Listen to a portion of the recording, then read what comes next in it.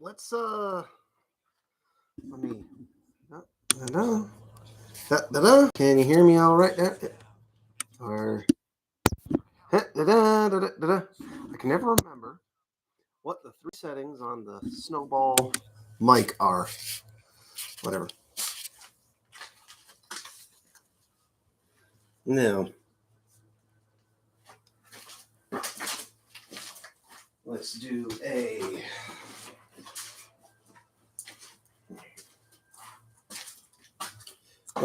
a quick verification. Let's switch right here. All right, Pippin. All right. Let's see.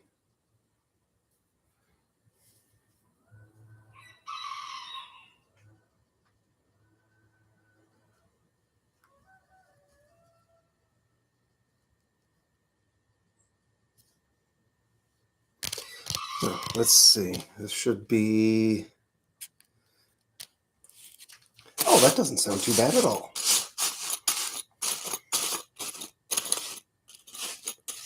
Magnificent. Let's try. All right. Let's see. Nah, that sounds like I'm down a well. One more switch over. No, first one sounded better. Cool. Let me grab the bits, the rest of the rings.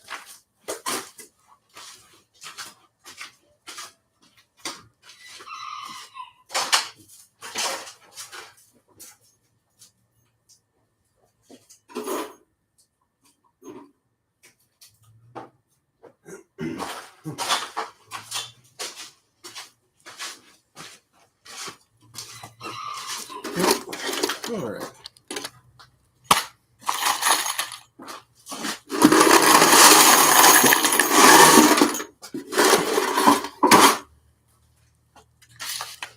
Okay.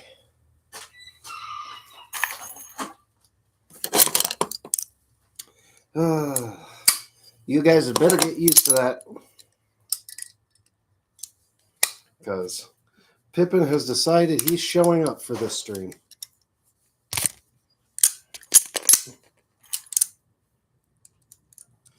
So, I'm going to have to hold my hands down here so y'all can actually see. There we go. I don't think I'm going to use vice grips for both. I'm going to use vice grips for one, channel locks for the other.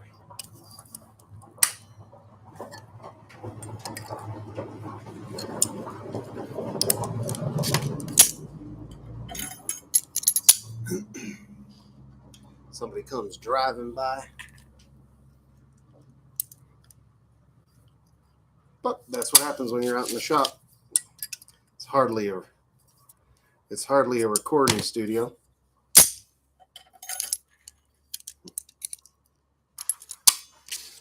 But I can definitely say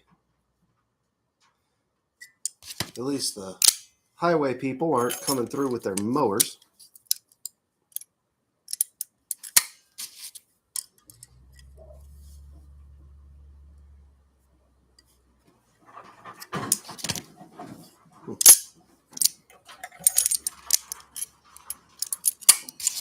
Blustery.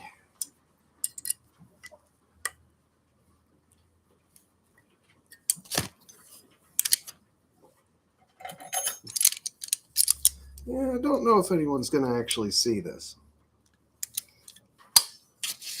But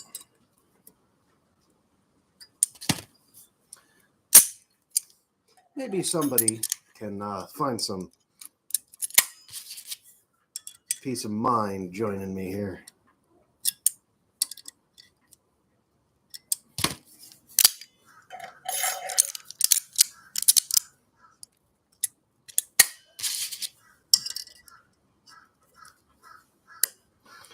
Ducks being ducks. And chickens being chickens.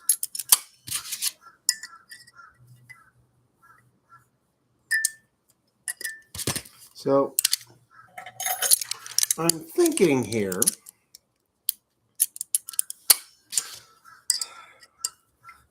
it's looking like I'm going to have enough material here probably to do a whole shirt.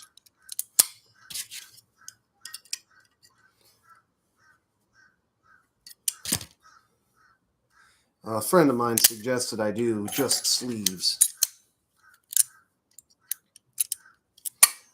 And yeah, it's a possibility, but I think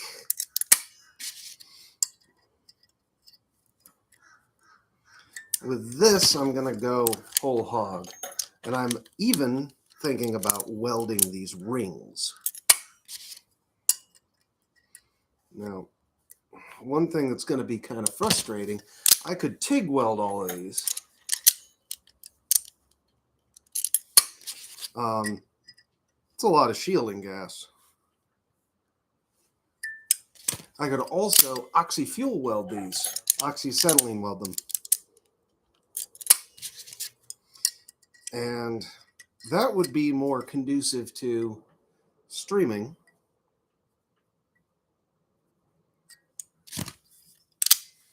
So, I don't know if you guys can see what I'm actually doing with these.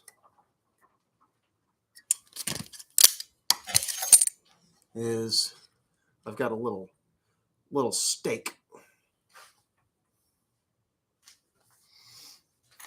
that I'm setting the finished rings on.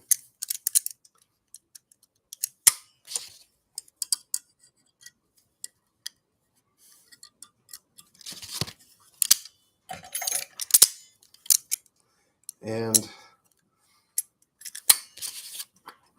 well, like I said, oxyacetylene would probably be more conducive to actually streaming, actually filming it. Because, of course, if I could put an auto-darkening filter over the webcam. We'll see how that would work. Or I could just put a regular filter over the webcam and you guys couldn't see anything. Or I could put a no filter on it and then just blow out the sensor. Possibly ruin my camera.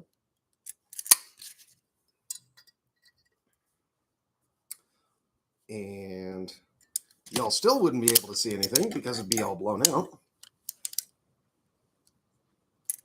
Or I could use oxy-fuel, in which case it just kind of looks like a bright kind of sparky spot. And maybe I'd have to put a little bit of a filter over it, but it'd be no more than sunglasses. I could put a giant fucking floodlight and you'd still be able to see what was going on. And there'd be some strength given up there.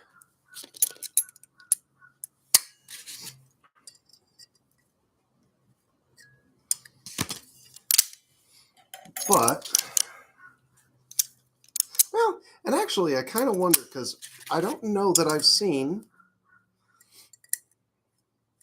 any welded chainmail of this gauge. Because, I mean, these are heckin' chonkers. This is like, hell, I don't need to speculate. I have the technology.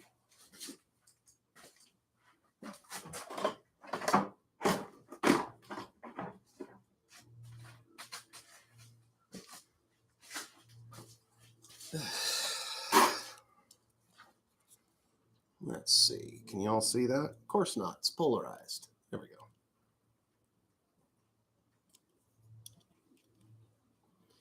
Yeah, 1/8 inch. What gauge is that? I don't fucking know.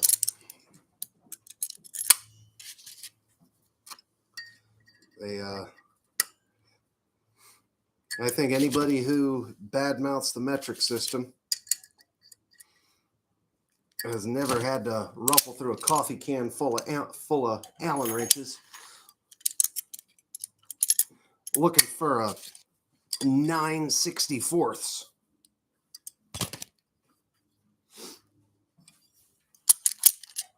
But, and also, something else that really needs to fucking go is gauge.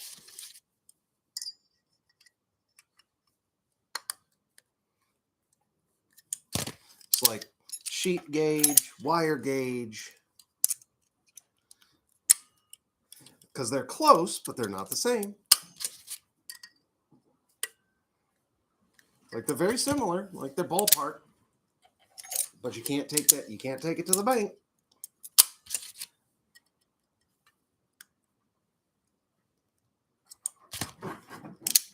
Now I understand that American wire gauge works for electrical because what is it? 3 gauges is double the cross sectional area. Pardon me.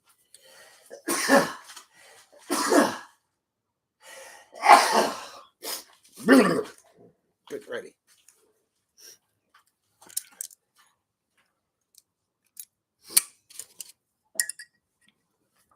But yeah, I know that like the difference between 14 gauge and 11 gauge.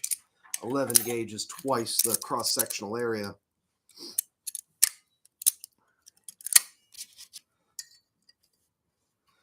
Which is all fine and dandy, except nobody fucking cares. I mean, everybody just looks it up in the book. You aren't sitting out there in the field doing calculations about ampacity.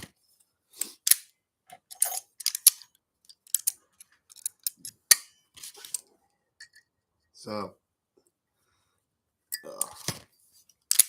and then of course there's the oh, and then drill wire, like drill numbers. Like what the fuck is a G drill? A letter G drill? No.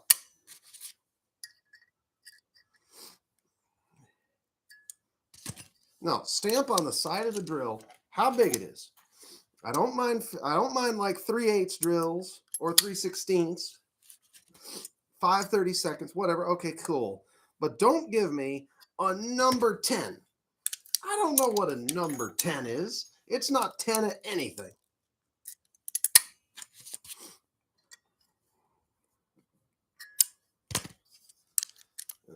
It kind of makes me think the only thing that's worse is plumbing. Because plumbing, the sizes, if you buy a 1/2 inch pipe, no dimension on that entire fucking pipe is going to be 1/2 inch unless you cut it to 1/2 inch long.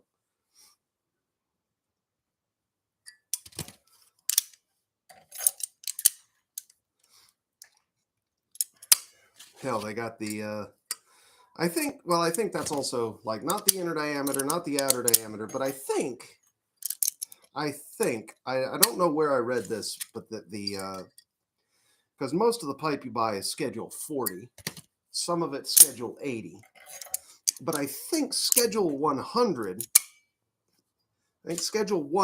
is the actual nominal dimension on the inner diameter.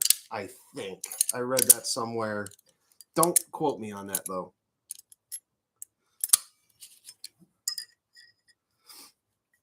But the outside is some weird dimension, and generally speaking, since we don't use schedule 100 or schedule 120 outside of like steam pipe and hydraulics.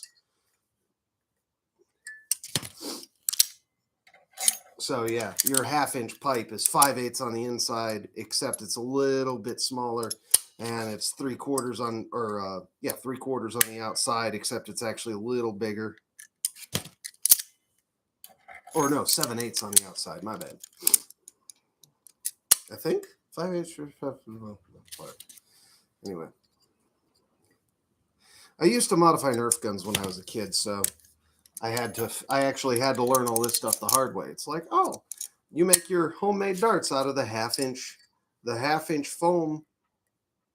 You make your homemade darts out of the half-inch foam, and you want it to fit down a barrel. Well, if you get half-inch copper pipe, it's like a hot dog down a hallway. If it's like if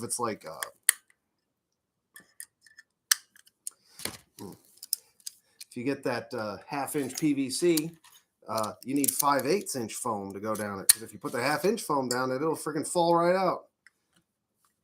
You're not gonna gain any performance with that.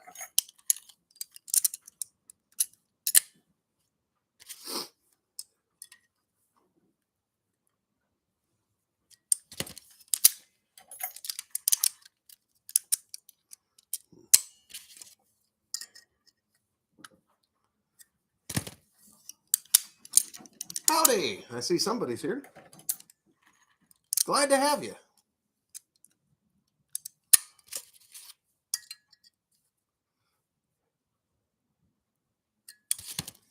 We're just out here relaxing, making chainmail, complaining about the imperial measurement system.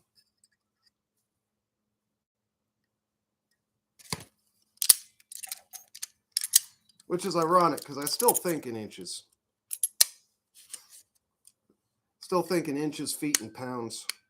I have to convert it in my head to millimeters and kilograms and all that. Though I thought it was funny. I saw someone. This was I think it was a TED talk, like a TEDx talk.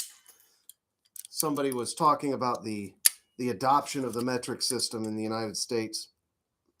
And he pointed out something about how it was done, and part of why it didn't catch on is if you ask, what countries or where do they have,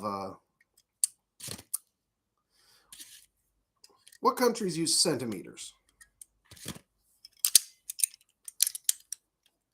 And you wait, you have a dramatic pause there in the talk, and then he's like, nobody. All of the metric countries use millimeters. It's like, yeah, if you have something that's like 8 feet tall, it's about 2,000 millimeters or 2,000 something millimeters. It's not going to be X number of centimeters. Nobody on the planet uses centimeters. The whole point of using centimeters was to make the entire point of it was to try and make a replacement for inches. But of course, there's not a need for a replacement for inches because that's about 25 millimeters.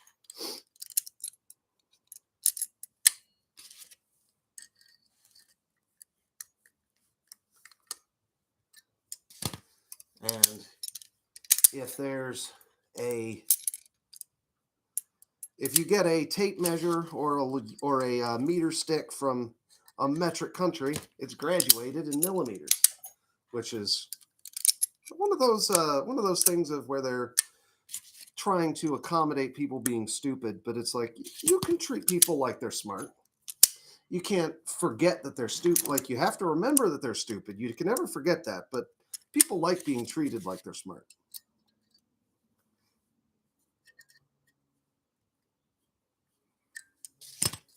I mean, people are capable of figuring things out if they have the kind of gumption to. But they're a little less likely to want to if you treat them like they're children.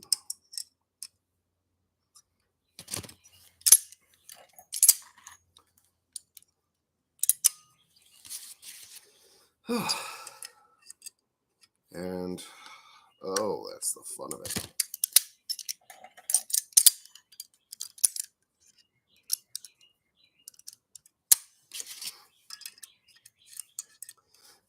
Almost got an entire.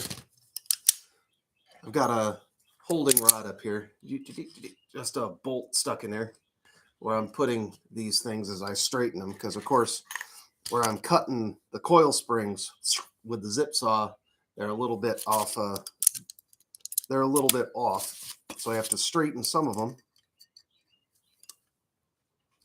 And then when I actually start linking these together, I am going to be, when I actually start linking these together, actually open them up this way. I used to try and do these like hog ring pliers, or like hog rings where you actually split them. Damn, that's hard. That's hard on even smaller rings than these. These are spring steel rings, 1/8 of an inch in diameter, 1/8 of an inch wire. So that's not happening on this. I was kind of talking earlier, probably going to go ahead and weld this. Might do it in a later stream if people enjoy this. I don't know if they will. But there's, like I was saying, probably get out the oxyacetylene torch, do it, party like it's 1949.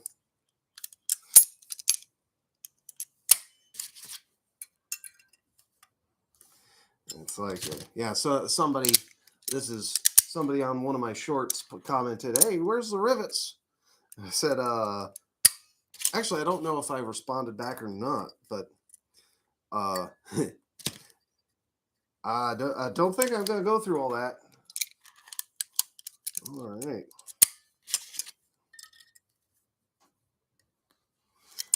It's like I enjoy, like I'm only going to do this as far as it's fun. When it stops, like my life doesn't depend on this, so I'm going to stop when it ceases to be fun. All right, time to start stringing.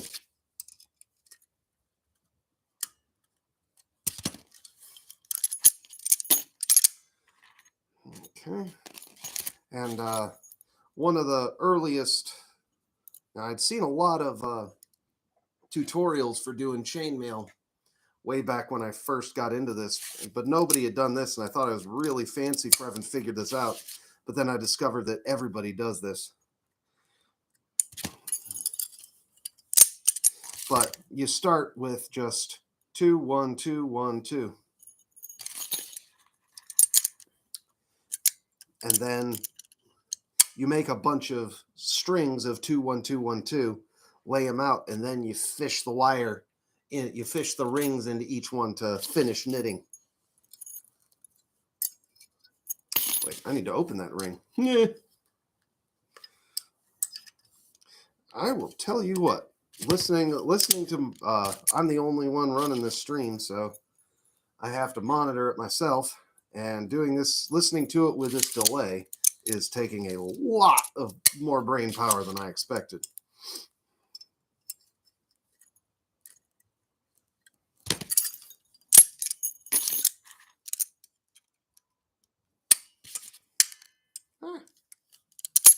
Hold on a second. Let's readjust because it's coming loose. Oh no. Oh no. Wait, did I? Dang it. I forgot to straighten that one. Criminy Christmas. Like I said, too much brain power. I ain't even got the brain power to knit chainmail.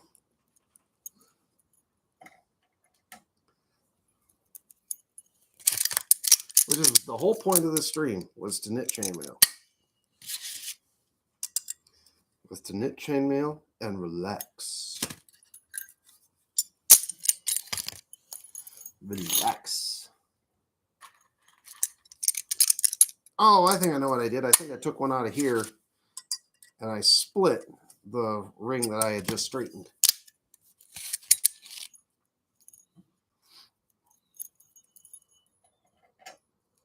I'll get muscle memory going here, and we'll start making progress.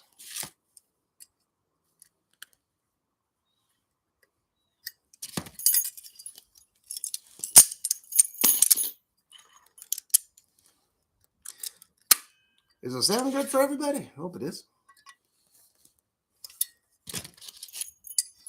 Because drug my snowball mic out here. to try and get maximum fidelity on the clicks and the clacks and the clicky clacks.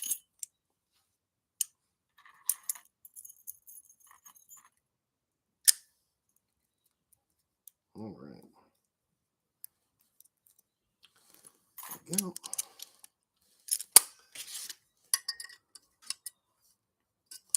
And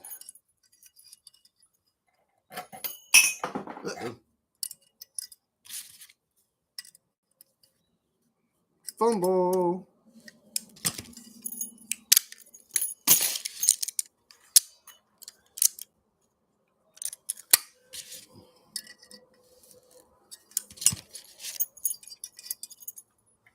All right.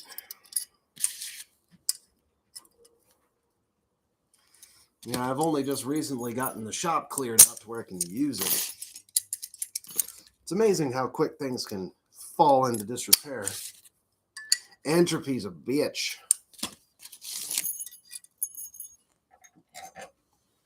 The arrow of time flying towards greater entropy. It's one of those fancy pants thinking jobs people do.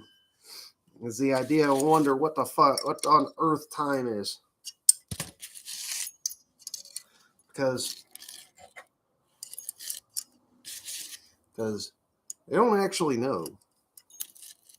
I mean, we talk about it as a dimension that we go through, like a spatial dimension. But there's a lot of interesting weirdness about it, like so much of physics works forwards and backwards in time exactly the same.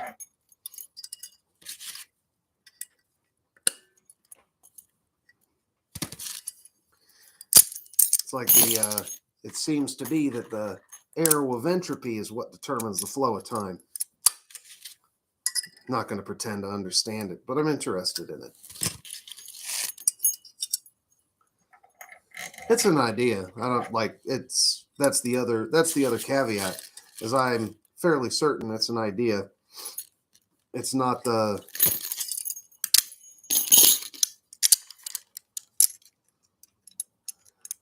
It is a proposition. It is a hypothesis.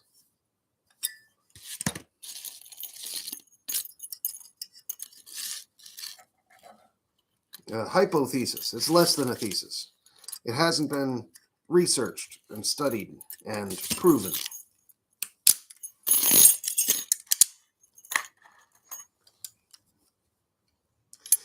That's one thing. Yeah, that's one thing that bothers the hell out of me is people who say, "I have a theory." No, you don't. You're just pulling stuff out of your ass.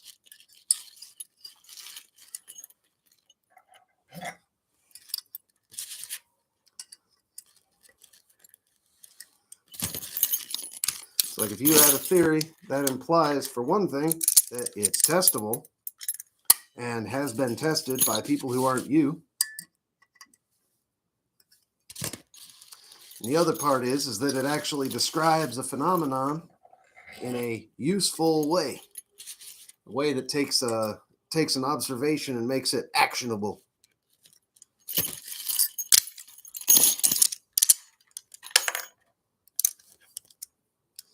It's like, it's just a theory, a game theory, whatever.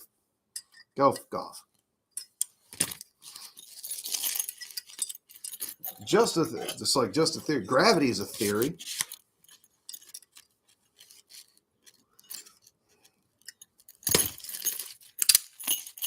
It's like you want to know another theory? You got a wheel. It's about 5.2. It's about 5.2 feet in circumference. If that wheel rolls 1,000 times, it's going to move about a mile. That's theory. That's theory. When it actually does it, that's observation.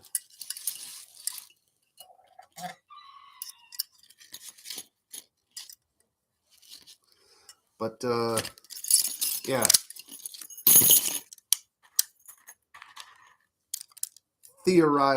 theorizing about whatever you just thought of because you watched a thing on the History Channel. That's not a theory.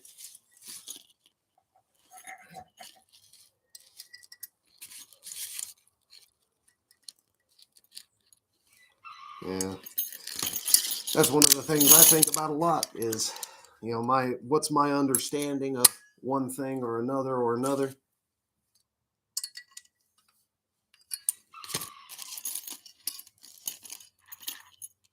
I got the Nova level, kind of the Discovery Channel special level of understanding. Or do I have an academic understanding where I take it like the understanding of someone who's taken a class where I actually got graded on it and had to do work? Or do I have a professional understanding where like I have to know this shit by like the back of my hand because I depend on it in order to eat?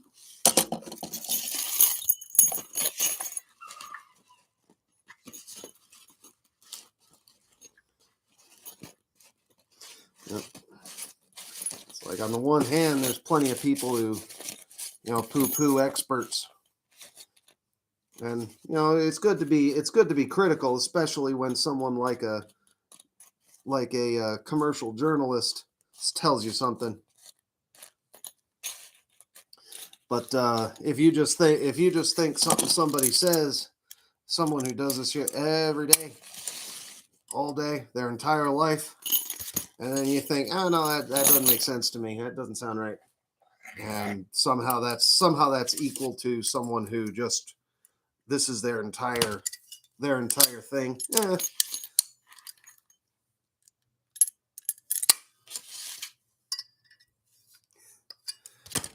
Yeah, that don't fly. That don't track. That's just it's like that ain't how you learn, and that ain't how you know things. You just come up with stuff like that.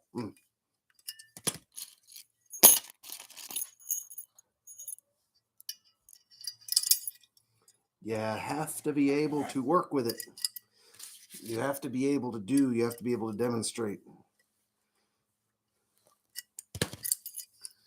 If you want to know, if you know something, you ought to be able to prove it. And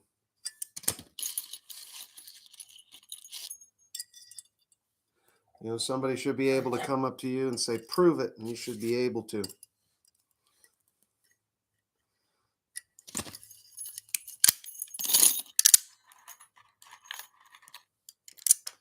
And yeah, I did something like that recently. I was following up. Well, and honestly, it isn't even to that extent. It's just simply reading something to see if it says what they said it said. It was a news report on chemicals leaching out of plastic implements into food.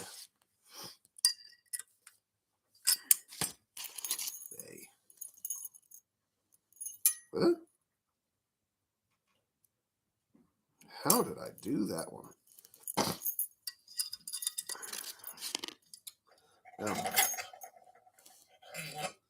No. But their thesis, there we go, thesis, there's that language. Their thesis was that fireproofing chemicals that are not safe for human consumption are getting into the recycling stream of plastics that are used in things like toys and kitchen utensils.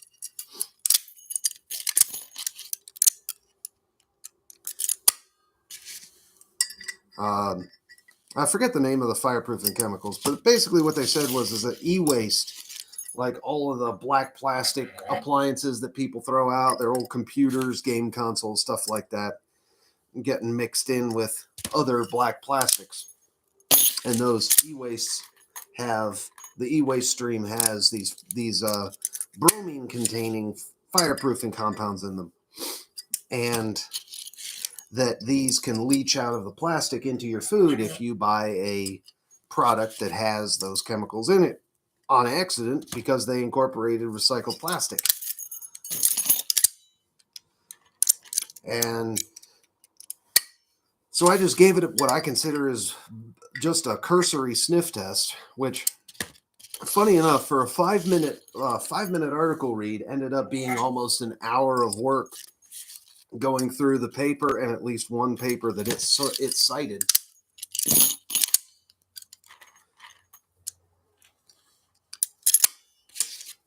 And it had a couple of interesting points, but it did not say what they said it said. Now, but what's interesting is the researchers actually did say that. The researchers kind of concluded, but I looked at it and like they said it in their conclusion when they're trying to explain the scope of their research.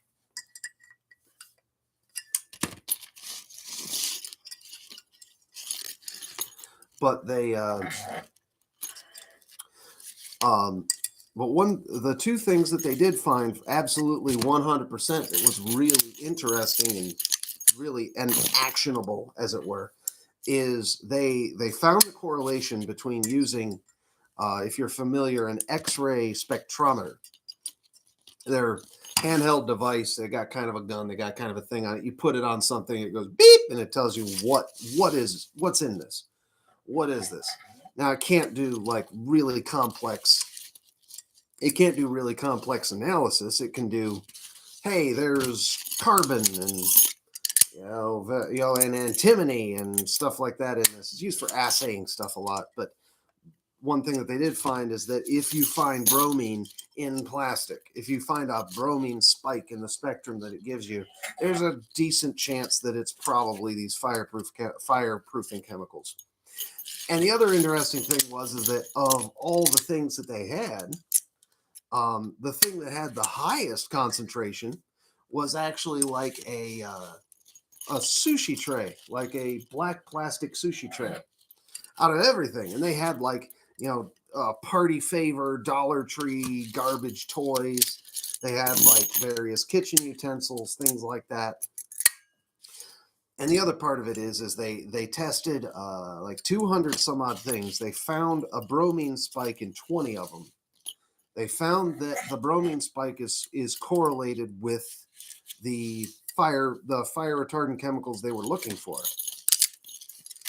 And then, but what they did is they cited another paper that tested the leaching of those fireproof chemicals into cooking oil, into hot cooking oil. And that if you use a utensil that contains these fireproofing chemicals in hot cooking oil for an hour, I think I need to, like I said, this was a sniff test. I got the impression that that's what it was from the notes, because the other paper was paywalled. And their results showed that the concentration that ended up was not significant, but it was measurable.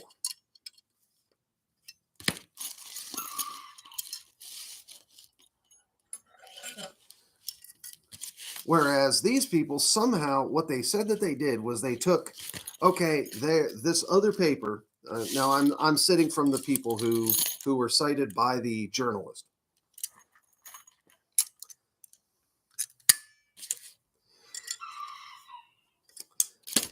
This, and where'd that go? It's gone. Lost and gone forever. Dreadful sorry, Clementine. Just like my train of thought. What was I saying? Right. I am pretending to be these researchers. And so what we said was, okay, these people got this rate of this amount transferred based on this many parts per million that they had. And the number of parts per million that we got said that we got this amount. And somehow they ended up with 1,000 times, no, 100 times as much. Which I think is weird, but I need to actually get that other paper to verify that. So I'm like, sniff test? Smells.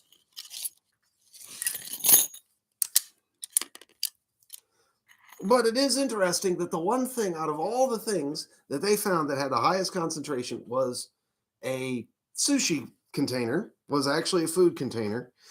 And two, it's pretty helpful that, hey, if you're looking for these chemicals and you're looking for this contamination, you can be pretty sure that if you just have one of those X-ray spectrometers and you just boop the thing, if you see a bromine spike, that's what it is.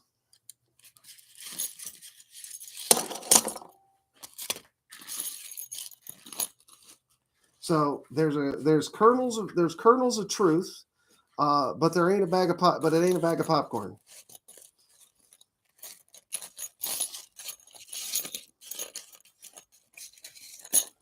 Let's line this up. Now, do I need to continue adding more? But of course, how do we know anything? Well, we have ways of knowing, but people ain't got time for that. People ain't got time to spend an hour looking into a 5-minute read. So instead, they're just going to say, oh, well, so don't buy black plastic things anymore because they contain chemicals.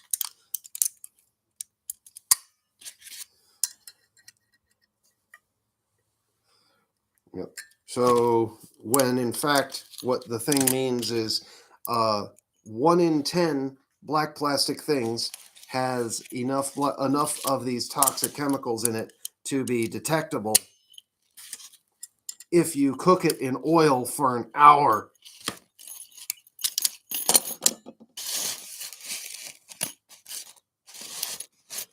And basically, as far as I can tell, there's no pathway to get from the amount in those things to actually dangerous. Like even their 100 times higher concentration, even their 100 times concentration is still lower than OSHA limits for people who work in the industry with that stuff.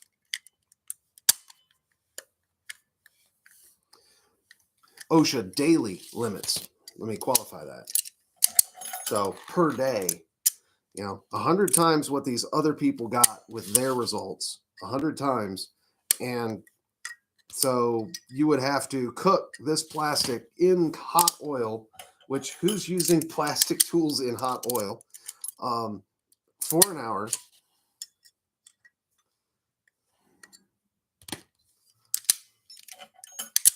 To get what is still less than a safe daily, still less than the threshold value. Not safe daily. Safe daily isn't fair, but yeah, the threshold value of danger is, yeah, occupational limit for 1 in 10 plastic things. So yeah, definitely something to look into and has valuable information. Like, hey, you can just boop it with a spectrometer and be like, hey, we got contamination here. Maybe we should kind of roll this machine back. Maybe we should send an angry email to the folks who sent us these pellets.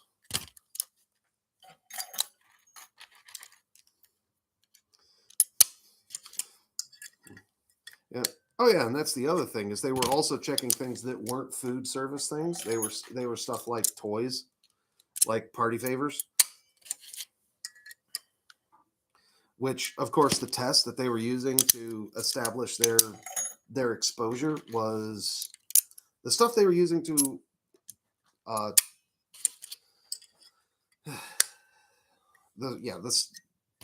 the stuff they were using. Damn, I'll tell you what, this delay is killing me. It's like one of those speech jammers on easy mode. You know what? Dr. Pepper.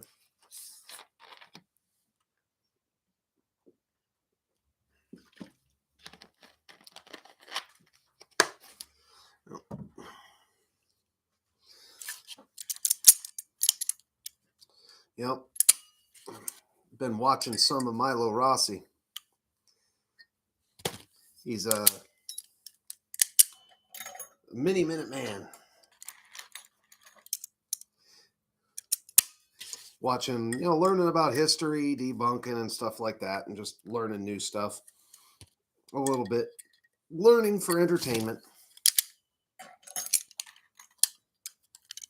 But something he does that pisses me, that bothers the hell out of me, is he wears a lapel mic and he makes it a point to drink on camera, and he makes a big running joke about about gulping down whatever drink he has, and it's kind of gross. I know it's part of his shtick and all, but it does make it harder for me to pass his stuff on to other like normal people who might be people who might be receptive to learning some history. And it's really makes me feel like a dick to be like, hey, if you didn't do that gulp thing, but it's like, oh, you did all of this work to make this entire presentation, and then I'm going to make fun of you for gulping your beverage. But the truth is it's like, it makes it hard for me to recommend him to some people. I know people are sensitive to that. Some people just don't like it.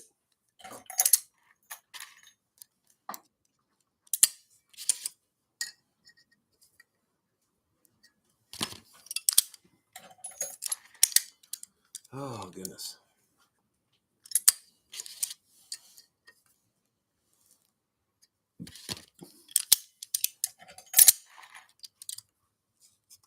Yeah, part of this is... Oh, let me see. Yep, looking good. Part of this is just getting set up and getting used to doing this streaming thing. I've been meaning to do this for basically a whole year now.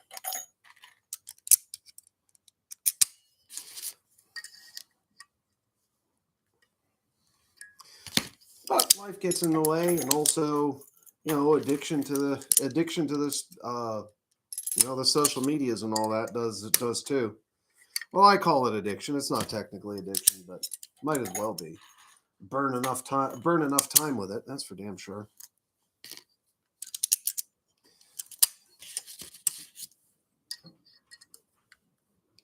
So it's kind of part of why I'm out here. I just finally said, you know what, hell with it. I'm going to sit out here. I'm going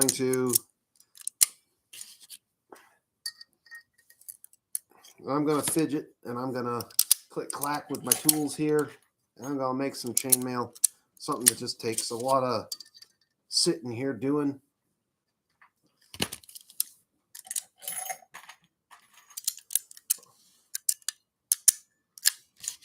And I'm going to have a nice afternoon. And if people want to join me, well, so much the better. That's what I want. I want y'all to share in the relaxation if you can.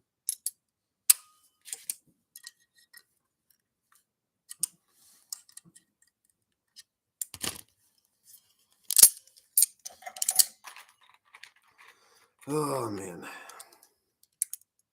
Because, yeah, the constant news cycle has been killing me. Been killing all of us.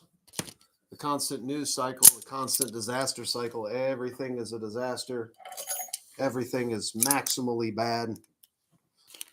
And it ain't over yet. Doesn't matter who wins. This is going to be absolutely a mess.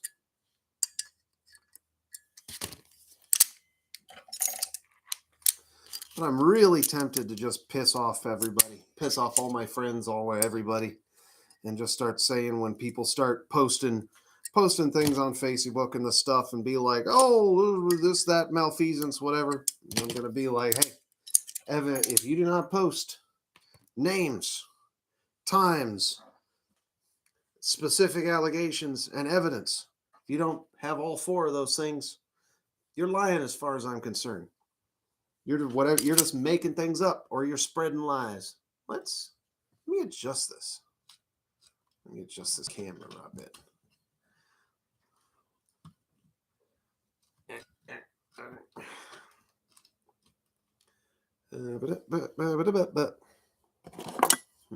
Can I shove a wrench in here? Yeah, there we go. That's a better angle. There we go. Now you're getting less of my pile of tools and more of where I'm actually doing work.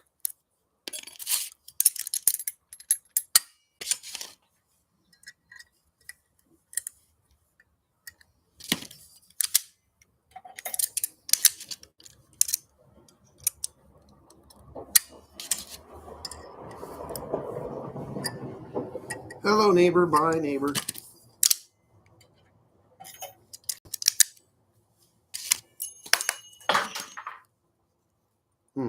Need to check on the chickens because I have not heard any bagok bagoks. So, to entertain you guys,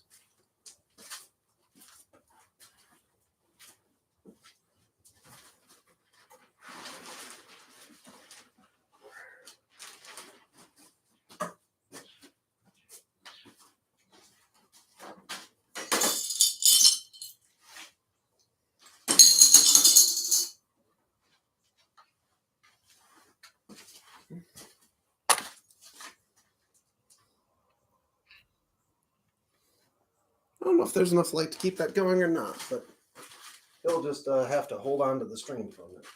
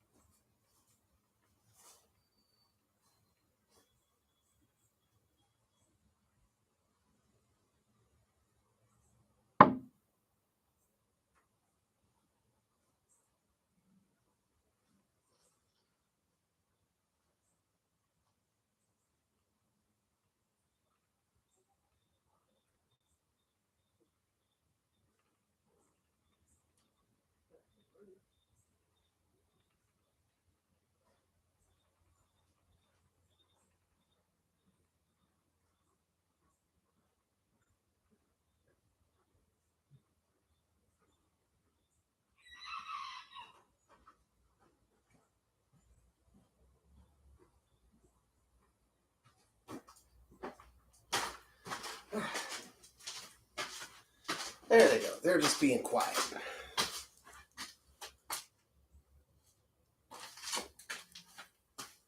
Cool. It did keep spinning. Awesome. Maybe that'll become a staple of the stream. I don't know.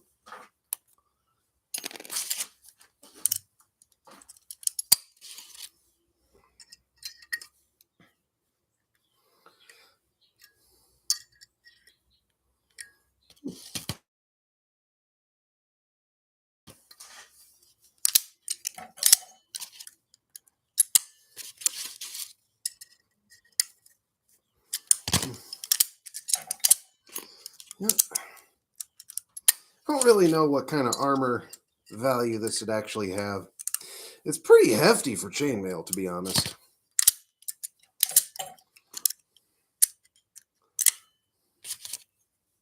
But it does go together fast. And I do like that.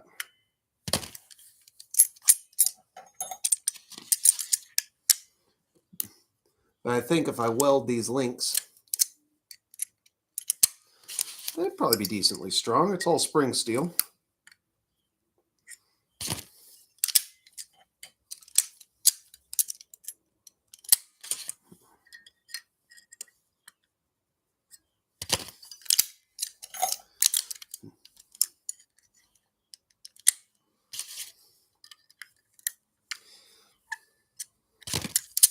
I'll be totally honest, I've watched a lot of Shadiversity and I've become a convert to Brigandine.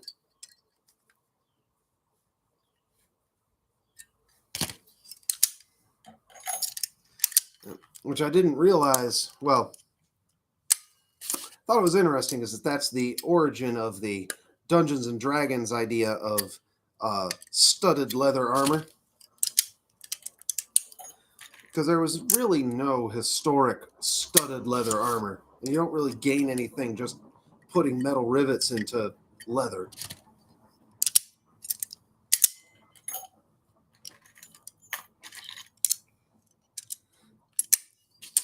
But what they did was it would actually be cloth armor. Well, it'd be a heavy cloth out with small steel plates riveted into it.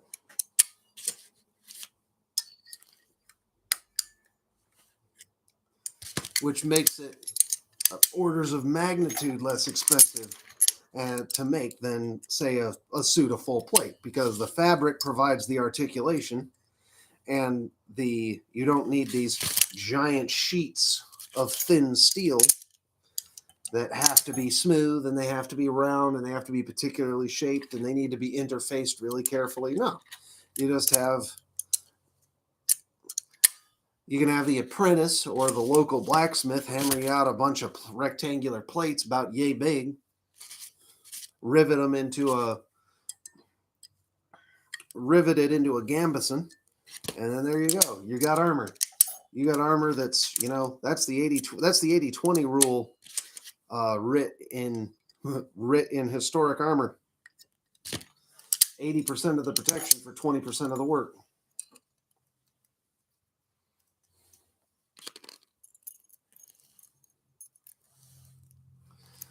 And of course, cost. I don't know if I probably would enjoy doing something like this if I got paid as much as I do for work.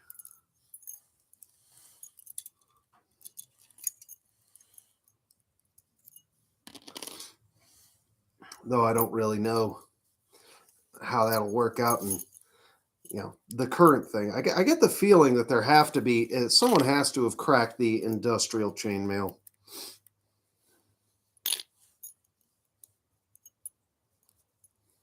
Because I know they use chainmail in knife-proof gloves for butchers, in commercial butcheries. And of course, the chain shirts they dive with sharks with. And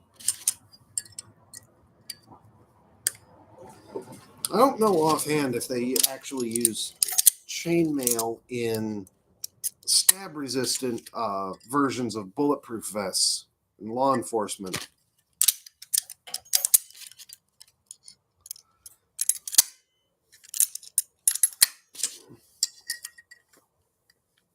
Or if they just have super-duper mega quilty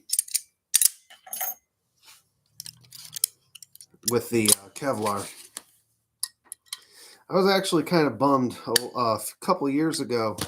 Demo Ranch did a video where they were testing body armor from Wish, and they found a lot of silliness, and he challenged people to send in stuff. And I had this idea of making something where I'd take car leaf springs and cut basically the strip, cut them at angles so you have these diamond pieces that are about that big, and then stitch them all into a nylon vest. And I got probably 40% of the way through being done with that, and then I just kind of gave up on it.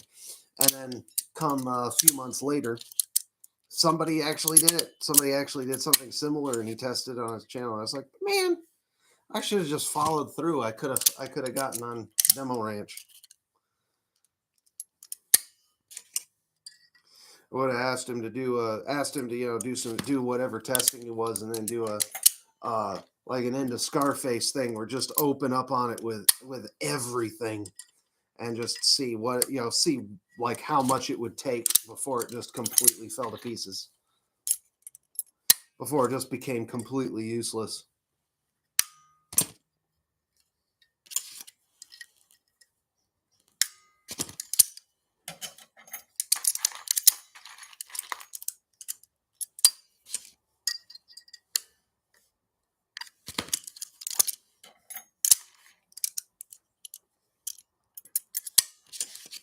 Something else I've been thinking about with this is if I get around to welding, there's the other thing is, am I going to get around to welding? Because on the one hand, if I'm going to throw this together for the Ren Fair, make a chain shirt, wear it to the Ren Fair, maybe wear it a couple other times for the laughs. But if I do bother to actually weld the thing, I've been kind of thinking, since this is all spring steel, that this stuff would be hardenable. So weld it, and then take it, throw it in the kiln, throw it in the pottery kiln up to about 1800 degrees, and then take it out while it's up above that transition temperature. Well, it wouldn't be 17. Well, it probably would be 1700. But take it out and then oil quench the whole thing. Just take the whole shirt assembled, complete. Take the whole thing. Take set it up, hook it, take it, and put it all in oil.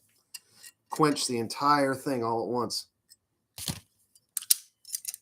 Because that's something else I've never seen. Because every single one of these chain shirts that I've ever seen, as far as I can tell, has been mild steel. Has been mild steel in the annealed condition. I don't know of anyone I've seen who makes or has tested a hardened chain shirt.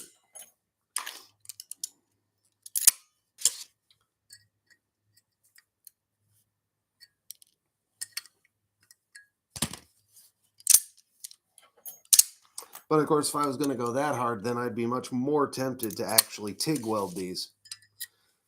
Because if I TIG weld these, I can get some 70 or some 98, some ER 90,000 PSI welding rod, which would be a better fit, I think, metallurgically for this.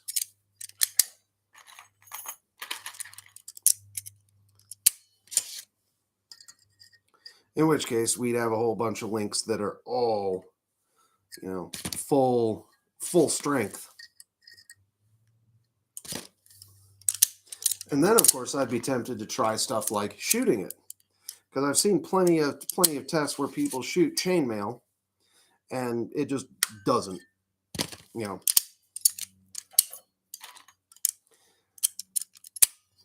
It's like that is not the threat that this was meant to fight against. I mean, this was meant to go against a sword.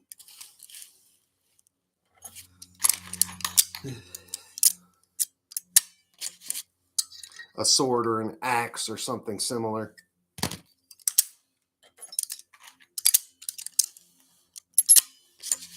It's meant to keep you from getting cut in half.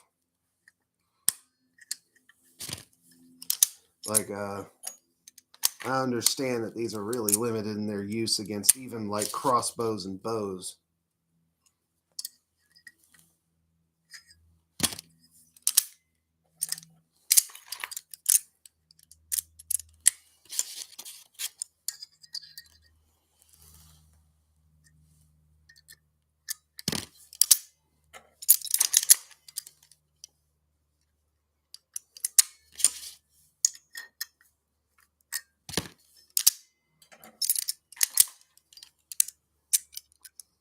And of course, I also wonder about incorporating other materials, like Kevlar. Did you know that you can just order Kevlar? Now, if you want ballistic rated Kevlar, which I'm not entirely sure if it's actually a different grade of product or if they just go through some certification process, like aviation equipment tends to be that way. It's like you want an aviation light, you want a light you could put on your airplane. It's identical to the one from the auto parts store. It's just got $50 of paperwork included.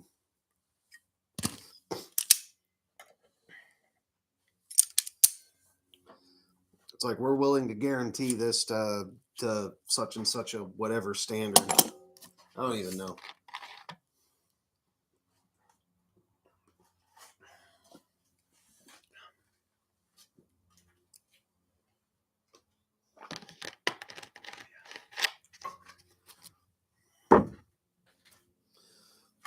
But hey, that's why planes don't fall out of the sky all that often, my dude.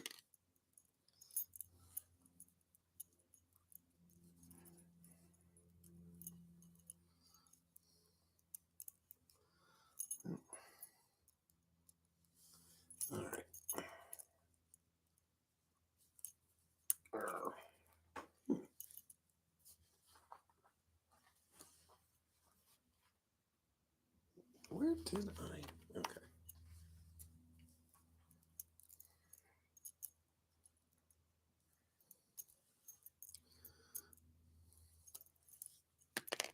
I think I need a VTuber avatar. I've been kind of waffling about it for basically since they first showed up. Thinking of doing a.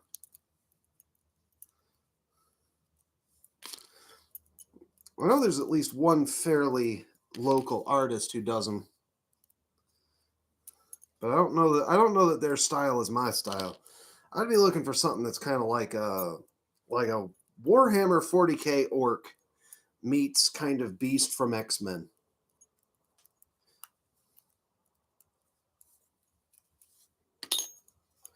You know, got a little bit of uncivilized. I mean, look at where I work. It's like, look at this shop. It's like, does this look like?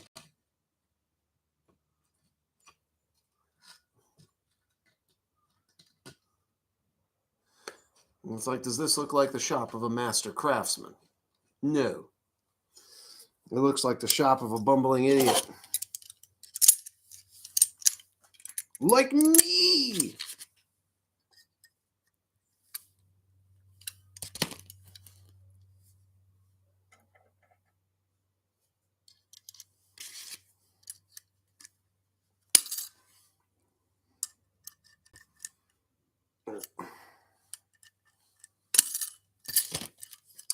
Yep. These springs are not kind.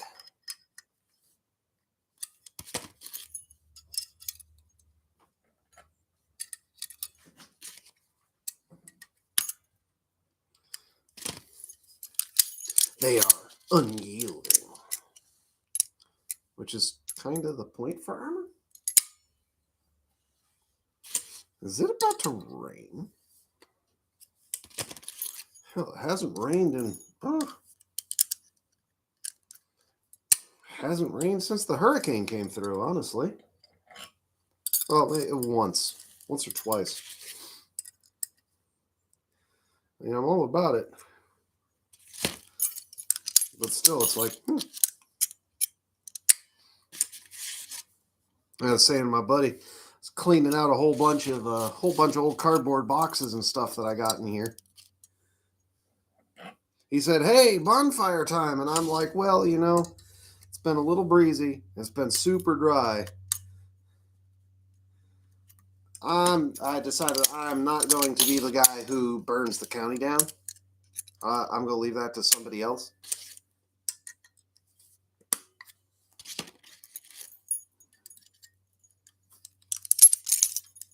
Let's adjust that again. There's the thing. There's an invention I need to do. Make a vice grip where the adjuster screw doesn't back itself off.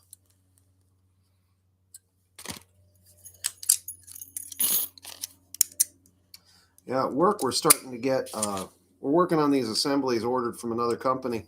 They put Nord locks on all of the bolts. If you're not heard of Nord locks before, you can look them up. Nord, like, you know, like Scandinavian, Nord locks. But they're a special kind of split washer, and it's not like your typical lock washer that looks kind of like that. It's actually two separate washers with teeth, and they bite into the base material and into the bolt, but they've actually got a backwards wedge in between them so that if you try to loosen it, it will actually push them apart and it'll actually hold stronger. They're awesome. It's like you can put a bolt with tighten a bolt with like a good 30 foot-pounds, just a good hit on the wrench. And then when you go to take it off, it's like taking a head bolt off. It's like,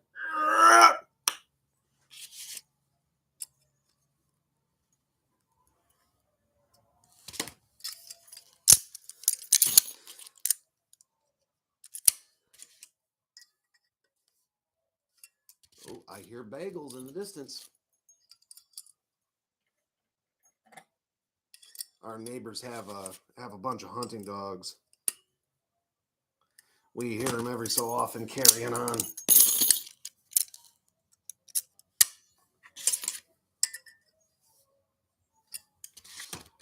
Really scary at night. Oh, it's not really scary at night. It's something you have to get used to, and it's scary for city folks when they come out here. It's spooky. That's the word I'm looking for.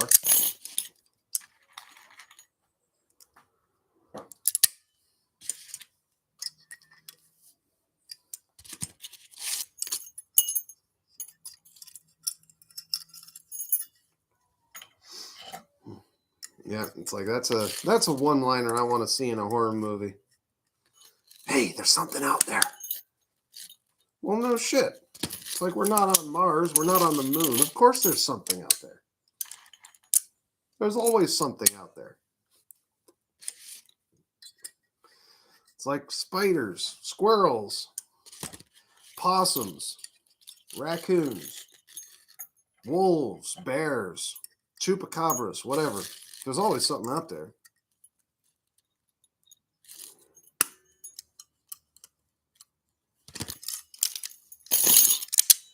And then they go, you know what I mean.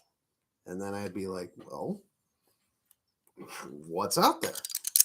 What do you think's out there?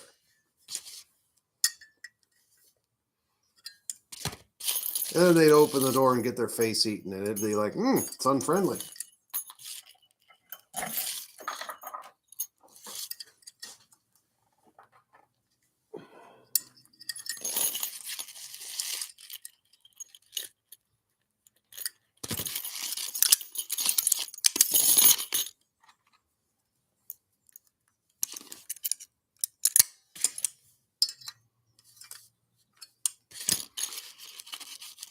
I hope y'all are liking the mechanical clicky-clacky sounds.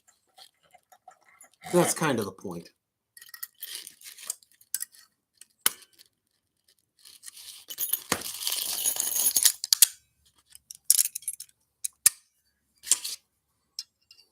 Like, not exactly ASMR, but what the hell does ASMR stand for? I need to look that up.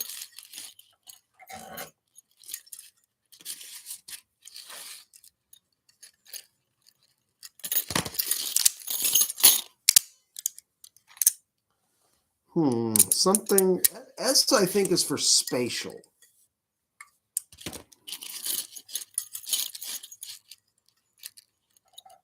Like audio, spatial,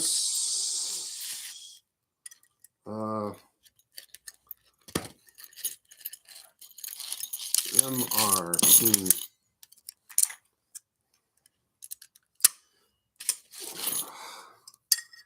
Because when you got the two different tones in your ears and you get that beat frequency, that's a binaural beat.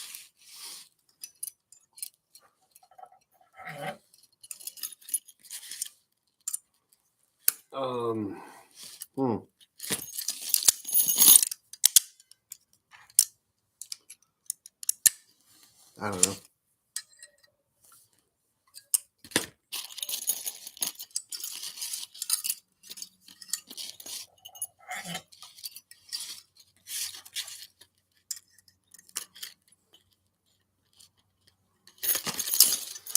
Yeah, don't you remember back in the day when the internet was nothing but cat videos and people ASMR crinkling paper next to a microphone?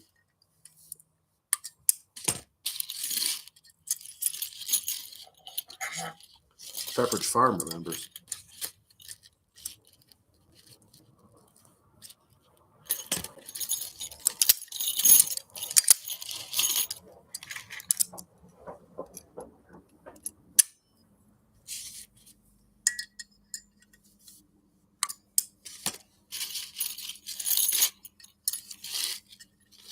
And the peeps are home.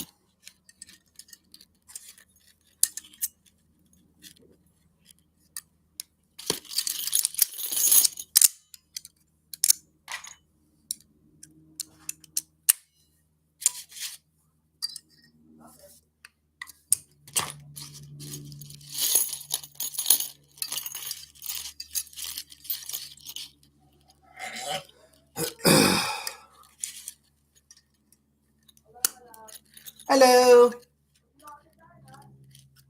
Yeah.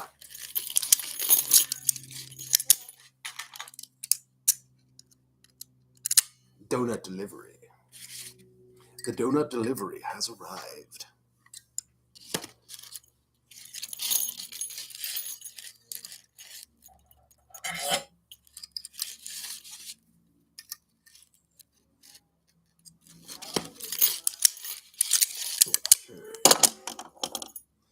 I think I overshot. Oh, I way overshot. I'm pretty sure. You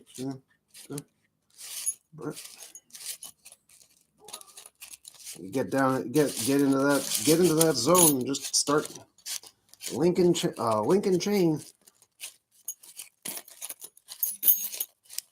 Oh, only overshot by 1. Nice.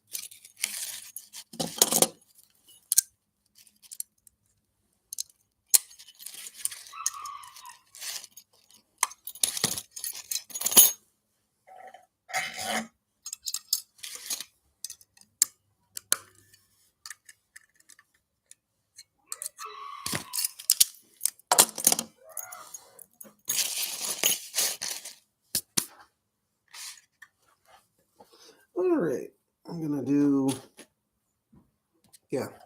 finish this up. At least one more chain, hook it all in. Yeah, time wise, that should work out pretty well.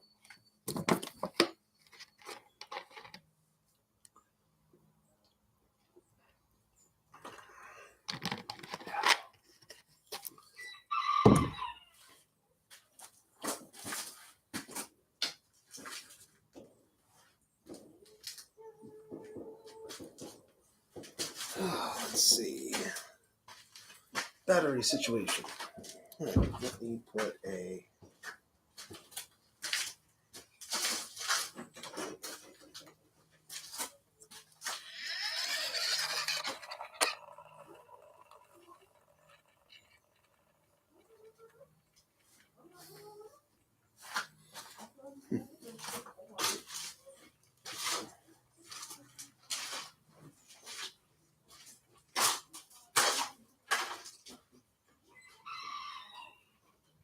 I need a little water down.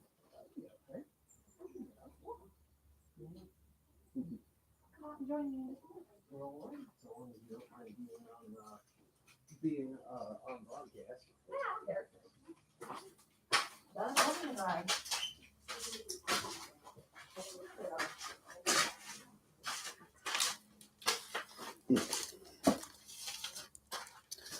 Got that Joe Bangles. I thought it was just gonna be. I thought it was just gonna be donuts.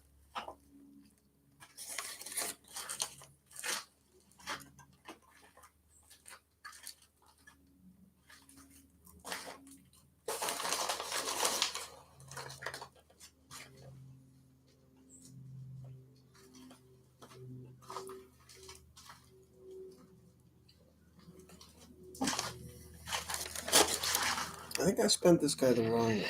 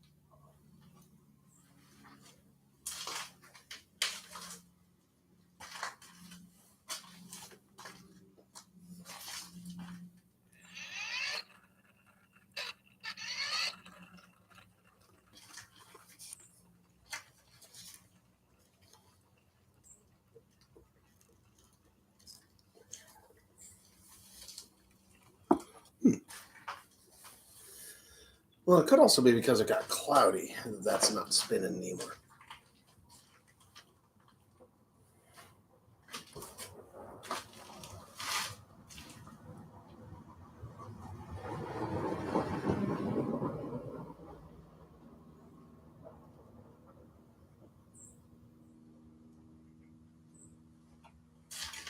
Hi, neighbor. Bye, neighbor.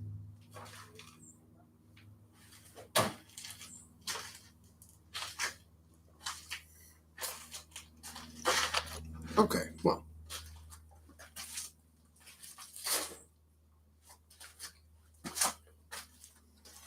And I'm definitely glad using a mic like this Snowball.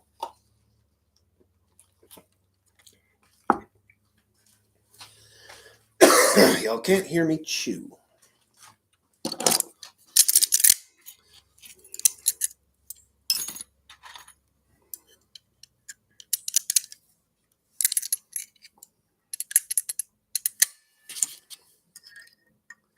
All right.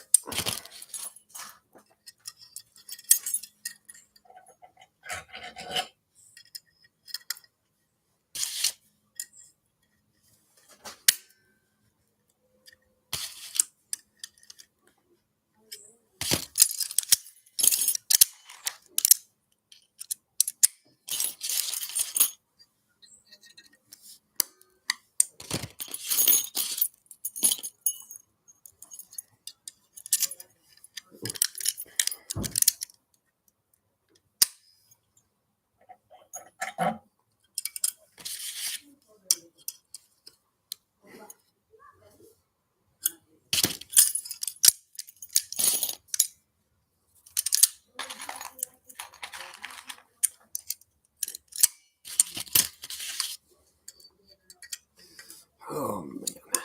Man, oh, man, oh, man.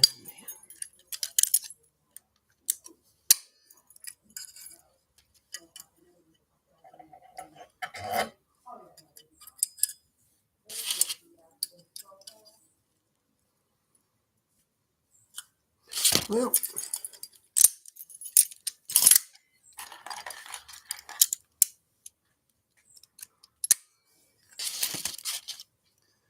here in just a little bit, I think I am going to wrap this up. I am not sure I've got the energy to keep this going, because it is getting close to my bedtime.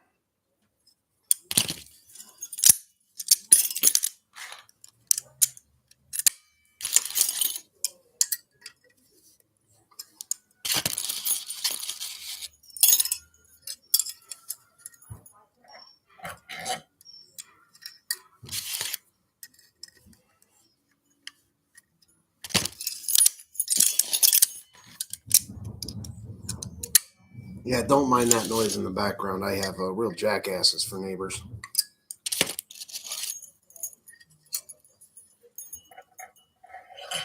Get it? Because a donkey's a jackass.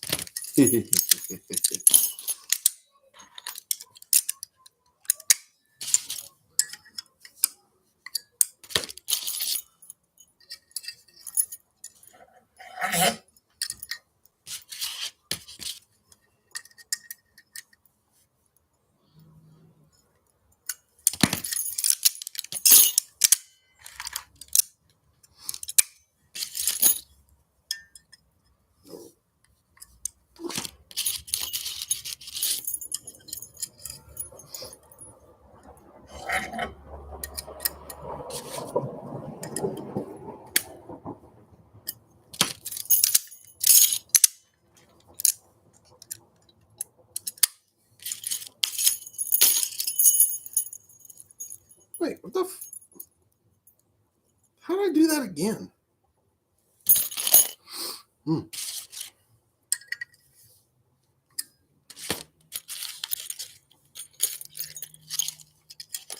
I am having a day. Once again, I'm glad I don't do this for a living.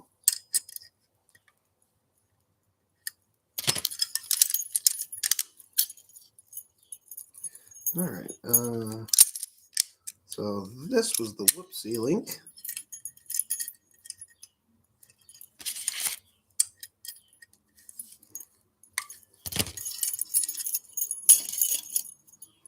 Let's string this onto the end instead.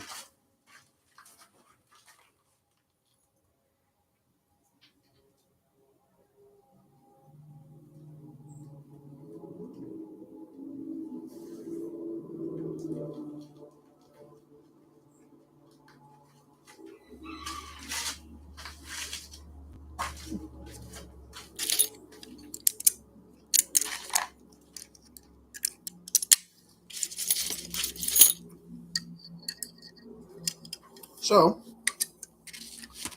the other projects, of course, are getting poked at a little bit. Like I said, most of it's been picking up the shop to where I can at least use it. I don't feel it has to be super neat freak, but it does have to be at least usable. At least walk in and do something like this. I couldn't have done this last week or the week before because this table was stacked this high with all kinds of stuff.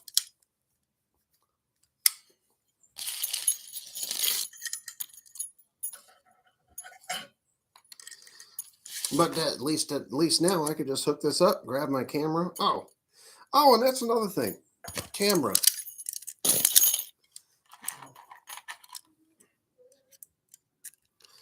I did a test run of this private and couldn't get my camera to show up. And likewise, I also couldn't get my microphone to show up and couldn't get any sound at all out of my laptop. And I thought it was fucked. But it turns out this is a well-known problem that occasionally, if you plug in a webcam that has a microphone built in, Windows just like says, okay, I guess this webcam thing has this under control, and it shuts off its own internal audio controllers. Hello, hello. Hello. Question. Hmm? Do we have a head, like a fake head, Do what? so that I can go and trim my wig? Yes.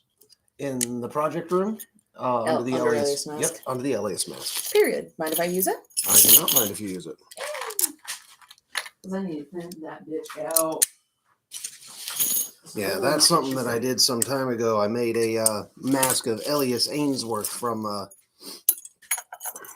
the Ancient Magus Bride. You're right back.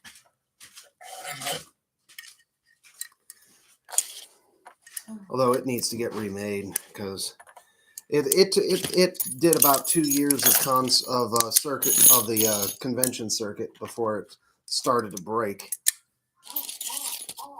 So I really need to remake it, but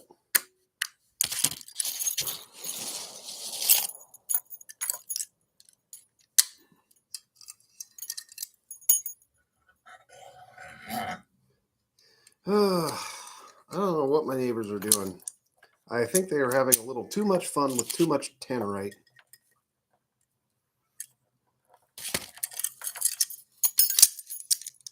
They need a lawyer to explain to them that just because the box says it's legal to explode it if you shoot it, that still doesn't mean that you can just make a landmine that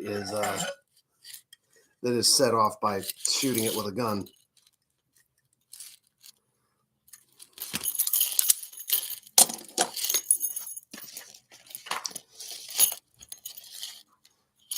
But of course, the kind of people who consume the most tannerite are the least likely to care.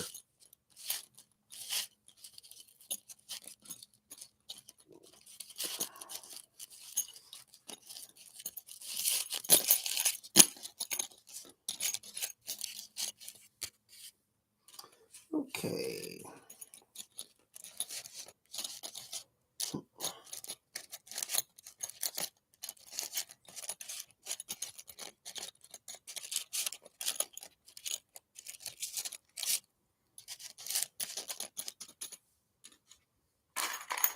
Okay, so I need 4 more straighten links.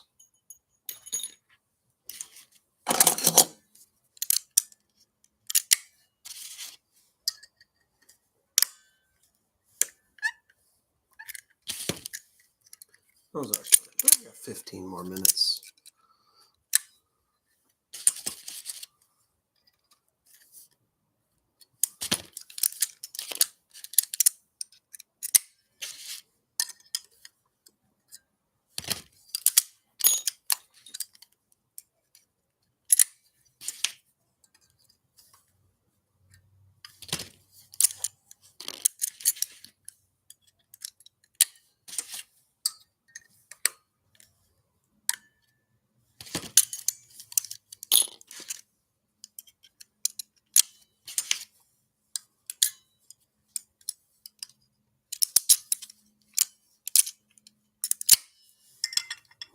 Go.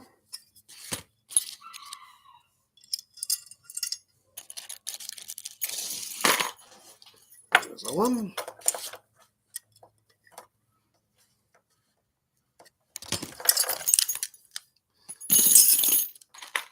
But I do feel pretty good about being able to get you guys a quick demo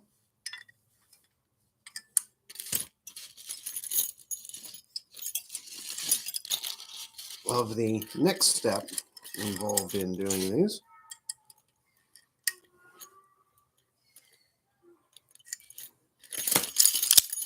And that is, after having lined these up,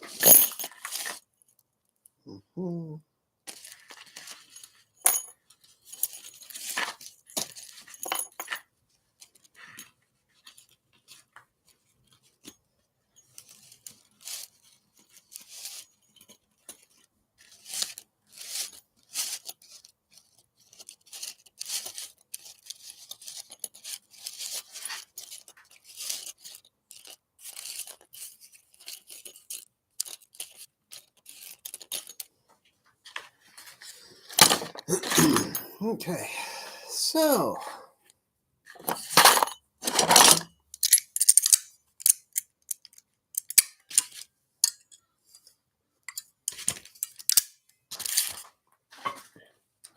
now I'm not going to really be able to get the camera in on this, but the short I did actually has a good shot of this.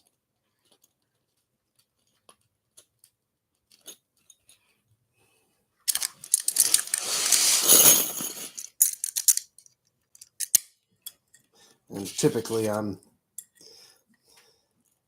pick it up like this.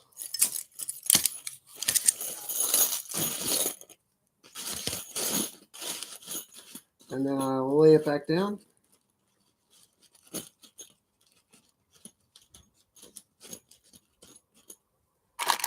And then do the next. I'm going to do a couple wide all the way down, which might be a good idea, it might not be, because having a bunch of these loose chains here sticking off the side might be subject to tangles or misconnections like I did twice earlier.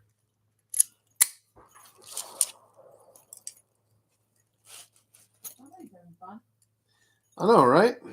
I was just musing to my one other viewer that oh, absolutely nothing. Hello. But I was musing to my one other viewer about whether it was somebody blowing up tannerite. Maybe. I realized I also had my big, long, gray silver rig here as well. Uh-huh. And she also desperately needs some TLC.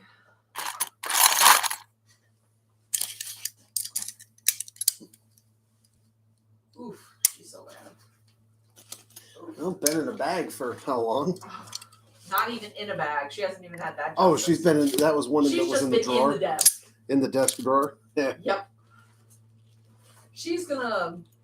We're gonna start with the one that we're gonna wear. The at the convention, or not convention, but the Ren Fair first, and then we'll deal with Her Majesty over here, who needs all the help she can get. Mm-hmm. Poor thing.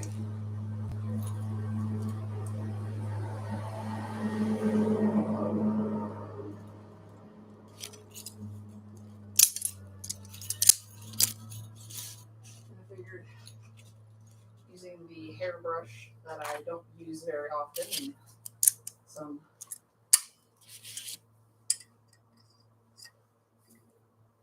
Sounds like a plan.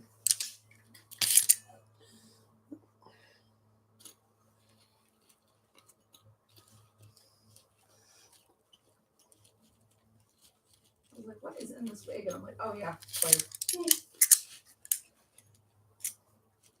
yeah, I don't have to. Yeah, that's the biggest problem with that. I'm trying to think if I've got a nice plastic bag in here.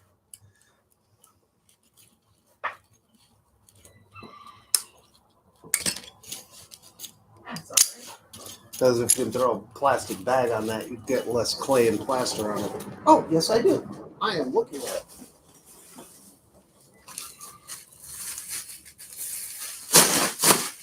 Here, my dear. You're going to throw this all over the whole thing. Awesome. Thank you.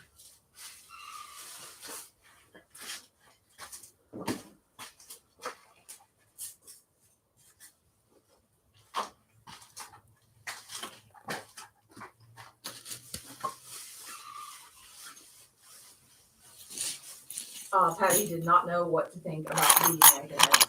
Oh. He's like, that was in my house this whole time? Basically. He was like, I don't know about that. That's weird. He's like, that's weird. I don't like it. And he's like, I don't want none. I don't want none of that. I don't know what it is, but I don't want any. I don't know what it is, but I don't want it. There we go. She just needs a trim. And some more side pieces.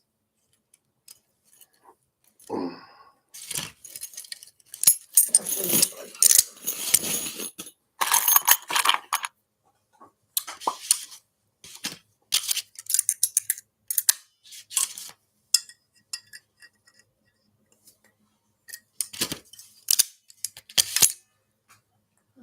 Stabbing the mannequin head. Oh, stabbing the mannequin head. With pins. To secure city. All right, let's see. All right, we got 6 minutes, and then I'm going to call it. This is the 6-minute warning. So unless I just all of a sudden get algorithmed and like a bajillion people show up.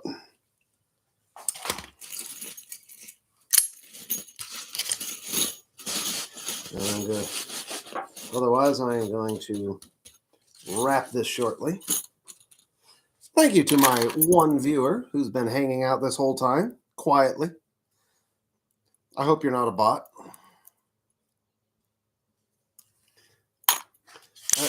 I don't know if you're a bot, but I hope you're a person. And if so, hi.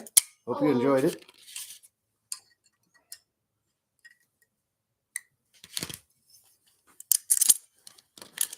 And who knows, maybe someday somebody will dig this up and take all the clickety-clack noises and make it into a techno remix.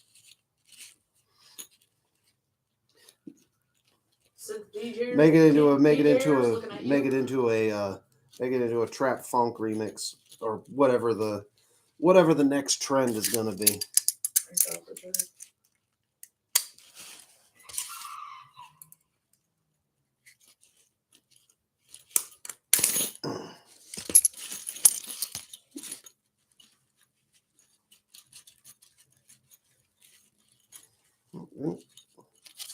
Didn't quite get it.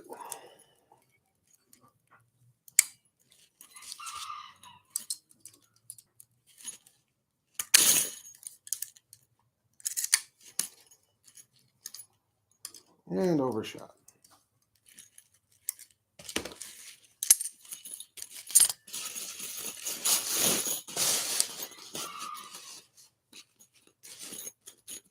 What bag should I put the hair in? The acrylic.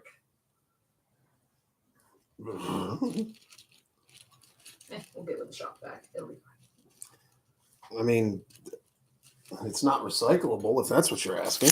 Oh no. It's acrylic. Of course it's not.